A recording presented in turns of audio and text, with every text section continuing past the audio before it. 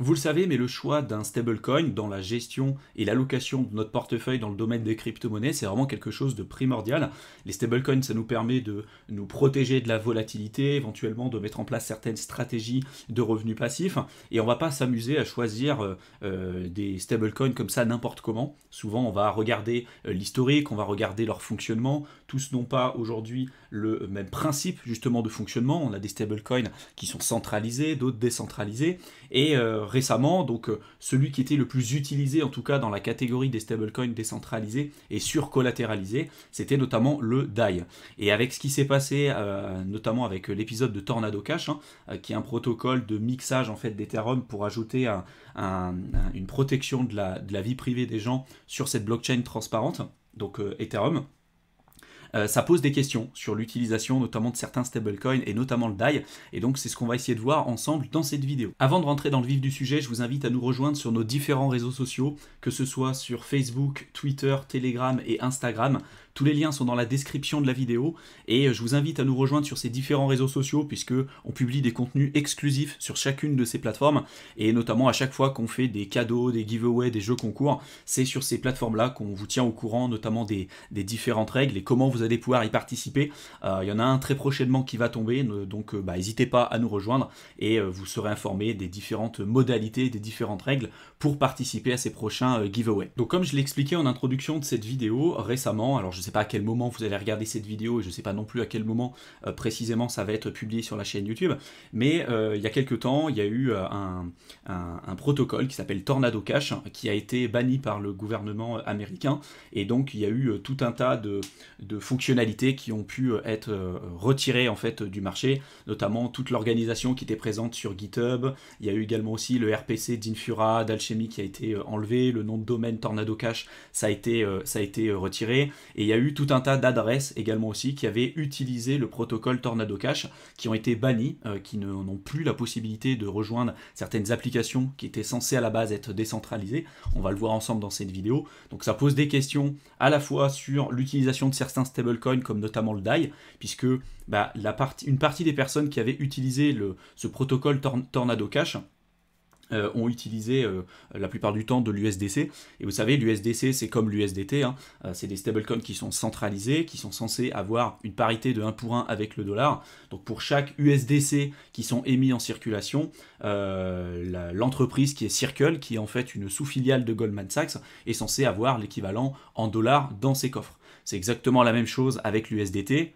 qui est non pas Circle cette fois-ci, mais Bitfinex. Donc pour chaque USDT en circulation, on est censé avoir le même montant en dollars dans les caisses de l'entreprise. Il y avait tout un tas de problèmes qu'on a pu voir ces derniers temps avec Bitfinex, où on n'était pas certain qu'ils ne faisaient pas des réserves fractionnaires, donc qui mettaient en circulation plus d'USDT que ce qu'ils avaient de dollars dans leur coffre. C'est pour ça qu'il y a de plus en plus de personnes qui sont allées vers des stablecoins, comme par exemple de l'USDC, qui sont représentatifs quand même et protégés par une grosse filiale, donc Circle, c'est une sous-filiale de Goldman Sachs, et donc voilà, les gens ont commencé à avoir un peu plus confiance là-dessus. Néanmoins, comme je l'ai dit tout à l'heure, on est sur des stablecoins centralisés. Et donc ce qui s'est passé pour le cas de Tornado Cash, c'est que tous ceux qui avaient utilisé le contrat et qui avaient récupéré notamment des USDC, ils ont vu leurs fonds gelés. C'est-à-dire qu'ils ont la possibilité, avec une clé administrateur, de geler les fonds comme ça à distance, même si vous les avez sur votre Ledger ou sur votre MetaMask, ils ont la possibilité de geler littéralement vos fonds, et c'est ce qui s'est passé. Et donc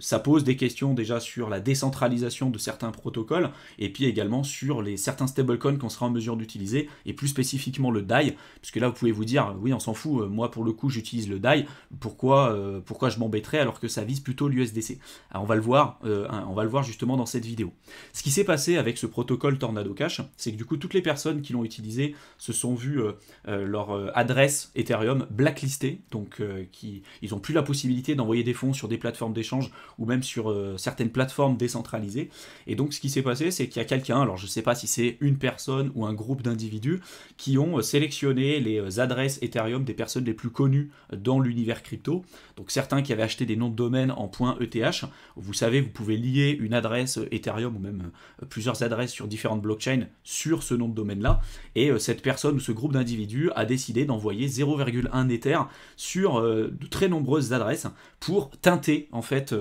ces adresses-là et pour faire en sorte que leurs adresses Ethereum deviennent littéralement inutilisables. Et dans ces adresses-là, vous retrouvez des personnes qui sont quand même connues, comme Jimmy Fallon, Shaquille O'Neal, vous avez Beeple, vous avez aussi Steve Aoki, Brian Armstrong qui est le CEO de Coinbase. Donc vous retrouvez des gens quand même très connus et très influents, et la plupart de ces personnes-là, du coup, ont reçu 0,1 Ether pour teinter leur adresse Ether et pour faire en sorte que ces gens-là aussi soient bloqués dans l'utilisation de leurs fonds. Vous voyez que même aussi la fondation Ethereum a reçu 0,1 Ether pour faire en sorte que ces fonds soient gelés et qu'ils aient les mêmes problèmes que monsieur et madame tout le monde, parce que il y a aussi des questions sur la vie privée des gens et est-ce qu'un protocole en fait est mal. Un protocole c'est un outil, ça peut être utilisé en bien et en mal. Et donc là, pour le coup, on peut se poser la question de savoir est-ce que le fait de bannir un protocole qui permet d'avoir une vie privée un peu plus intéressante que celle qu'on peut retrouver sur des blockchains transparentes comme Ethereum par exemple, est-ce que c'est forcément quelque chose à proscrire ou pas. Je pense que c'est comme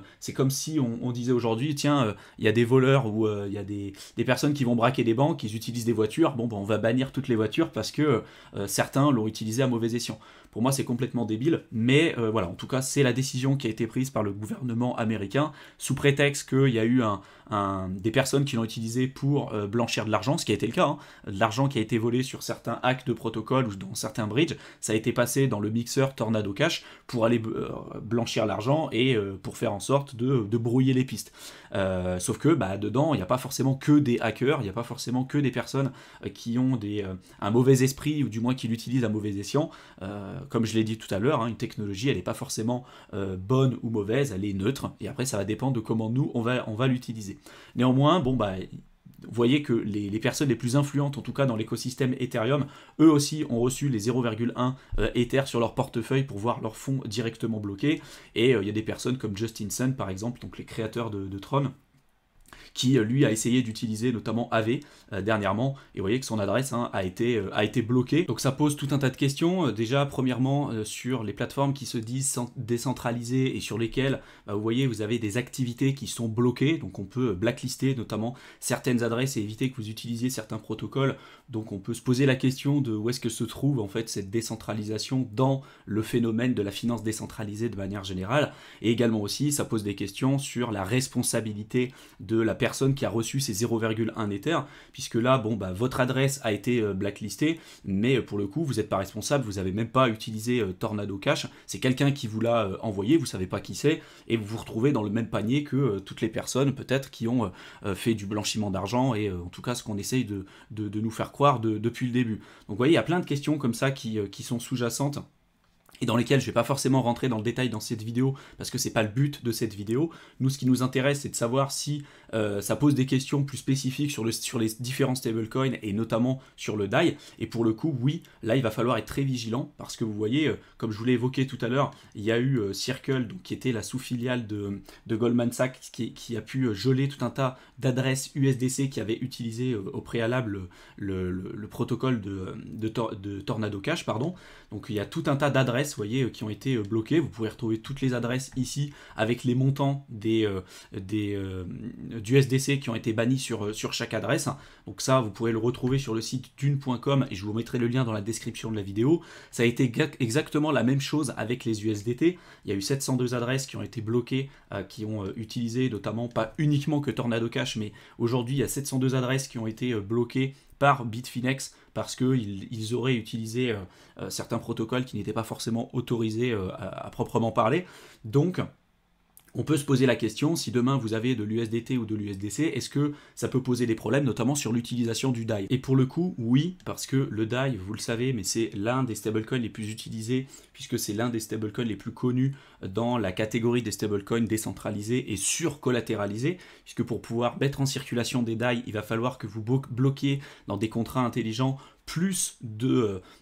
crypto-monnaies en termes de valorisation en dollars que de DAI que vous allez extraire et mettre en circulation. Par contre, Parmi les crypto-monnaies que vous pouvez utiliser pour mettre en collatéral, en tout cas pour extraire des DAI et en avoir sur votre portefeuille ou en avoir en circulation, il y a plusieurs types de crypto-monnaies que vous pouvez mettre. Vous pouvez mettre bien évidemment de l'Ether, mais pas que. Si vous allez sur ce site que je vous mettrai dans la description de la vidéo, il y a tout un tas de crypto-monnaies qui sont disponibles et vous voyez qu'à l'intérieur, vous retrouvez l'USDC. Il y a également aussi l'USDT. Donc avec ce qui s'est passé notamment pour Tornado Cash, qu'est-ce qui empêcherait Circle demain de bloquer les adresses qui sont connues qui sont mises en collatéral pour mettre en circulation des DAI. Donc même si on est théoriquement sur un stablecoin qui est censé être décentralisé et qui fonctionne avec des contrats intelligents, il y a une grosse majorité aujourd'hui de la liquidité et de la collatéralisation du DAI qui est effectuée par des entités qui sont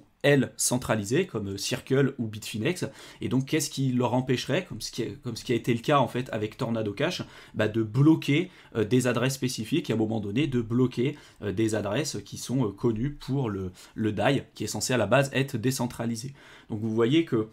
cette question de décentralisation, il y a toujours différents niveaux, hein, c'est jamais décentralisé à 100%, le risque zéro n'existe pas. En tout cas aujourd'hui à titre personnel, j'ai décidé de diminuer la partie de stablecoin que j'avais directement en DAI. Il n'y a pas forcément de solution miracle, hein, j'ai toujours un peu d'USDC, j'ai toujours un peu de BUSD et toujours un peu de DAI, mais j'avais une proportion de DAI qui était très importante, donc j'ai décidé d'en avoir un petit peu moins aujourd'hui, et je sais qu'il y a des alternatives comme des plateformes comme Compound ou Curve Finance qui ont évoqué dernièrement qu'ils allaient travailler sur des stablecoins décentralisés pour en avoir d'autres, parce qu'aujourd'hui vous en avez quelques-unes, quelques projets comme ça qui commencent à arriver sur le marché, mais parmi les stablecoins décentralisés, si vous en avez un qui a 3 semaines, je pense pas que vous allez mettre tout de suite énormément d'argent dessus, et parmi les plus connus, il y a pour l'instant le DAI, mais il n'y a pas énormément d'autres alternatives. Je pense qu'on a vraiment besoin de plus en plus d'opportunités et de réfléchir sur ces différents niveaux de décentralisation, parce que même si, encore une fois, on a des alternatives qui se présentent à nous, le DAI, vous entendez de partout dire que c'est décentralisé, mais vous avez quand même des gros risques qui sont liés avec une part importante de collatéralisation qui est présent avec de l'USDC et de l'USDT, et si demain Bitfinex ou Circle ont le gouvernement qui vient taper à leur porte en leur disant le stablecoin DAI ça nous plaît pas trop, on n'a pas trop la main dessus, on aimerait que vous géliez tous les avoirs qu'il y a là-dessus, forcément il y aurait un dépeg important entre le DAI et le dollar, et donc il y aurait une perte totale de confiance, un peu comme ce qui s'est passé avec l'UST, le stablecoin algorithmique de Luna. On pourrait voir potentiellement la même chose avec le DAI si jamais ce genre d'événement se produisait. Donc moi, je le redis, ce que je fais à titre personnel, c'est que j'ai diminué l'allocation de portefeuille que j'avais en DAI, j'en ai toujours un petit peu, je surveille les nouvelles alternatives, comme notamment celle qui risque d'arriver avec Curve et puis avec Compound. J'ai encore du BUSD, j'ai encore de l'USDC, j'ai pas d'USDT. Je trouve qu'il y a un risque trop important avec l'USDT. Mais voilà, le risque zéro n'existe pas et il faut que vous soyez vigilant par rapport à tout ça. N'hésitez pas dans la section commentaires de me dire si vous avez trouvé des alternatives, en tout cas au niveau stablecoin, qui sont intéressants et pour lesquels vous avez trouvé que les risques étaient plus faibles que ceux que je viens de vous évoquer dans cette vidéo. Moi je serais curieux de voir si vous avez des nouvelles alternatives et puis peut-être que je ferai des vidéos supplémentaires à ce sujet. J'espère en tout cas que cette vidéo vous aura plu, qu'elle vous aura été utile comme d'habitude. Je vous mets dans la description de la vidéo 2 liens importants. Le premier, c'est vers notre guide offert que vous pouvez télécharger et plutôt à destination de toutes les personnes qui veulent se lancer dans le domaine des crypto-monnaies mais qui ne savent pas aujourd'hui par où commencer. Et le second lien, c'est la possibilité pour vous de réserver un appel téléphonique directement avec nous. Donc c'est un appel qui est offert, qui est sans engagement. Dans un premier temps, ça va vous permettre de recevoir votre plan stratégique d'investissement, mais également aussi d'avoir la possibilité d'échanger avec nous sur votre situation personnelle, les problématiques que vous rencontrez aujourd'hui, les objectifs que vous vous êtes fixés, afin de voir ensemble comment on pourrait potentiellement vous accompagner de la meilleure manière possible pour vous permettre d'aller plus loin et plus vite dans vos investissements dans le domaine des crypto-monnaies. On a hâte de vous avoir au téléphone, je vous souhaite une excellente fin de soirée à tous et je vous retrouve dans une prochaine vidéo. À bientôt.